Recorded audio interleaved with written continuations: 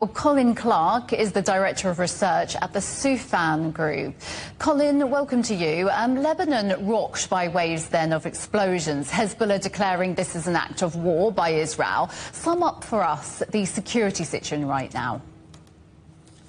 Well, it's extremely tense, as you alluded to. And I think one of the hypotheses about what we could be looking at right now, given the pager explosions followed by the walkie-talkie explosions, followed now by aerial bombardment of Hezbollah positions, safe houses, logistical nodes, this could be shaping up operations by the Israelis to prepare for some kind of a ground invasion, which would really change the dynamics of the conflict, and I think would bring the region even closer to the edge of all-out war.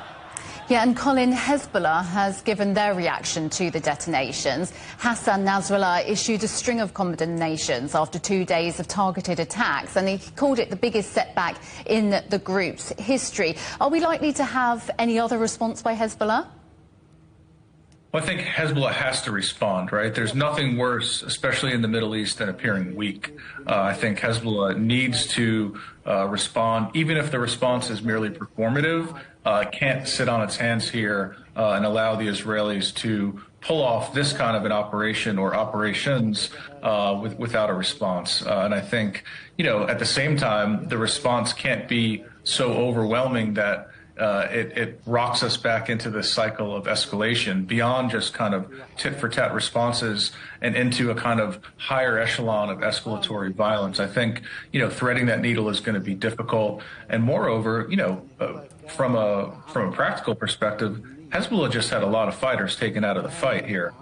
People that were killed, people that were maimed or injured that are now on the sidelines and unable to do any of the fighting. Yeah, and Colin, you said that, interestingly, you said that Hezbollah cannot be seen to look weak.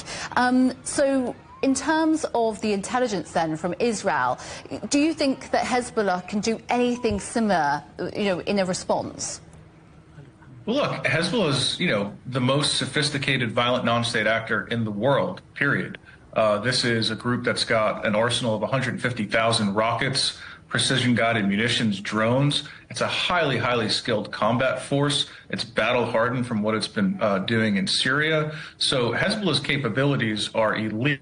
It's also a global organization. It could choose to strike at any number of Israeli targets. They don't have to be in Israel proper. Go back to the 1990s and think about what Hezbollah did in Argentina, right? Every option, I think, is on the table. They're likely exploring all these options and trying to figure out a kind of middle ground in terms of how do they respond, but how do they kind of not then trigger an even more aggressive counter-response. Although I will say that may be imminent by Israel. That's, again, I alluded to the shaping operations. We may see some kind of lightning-quick ground invasion in the coming days.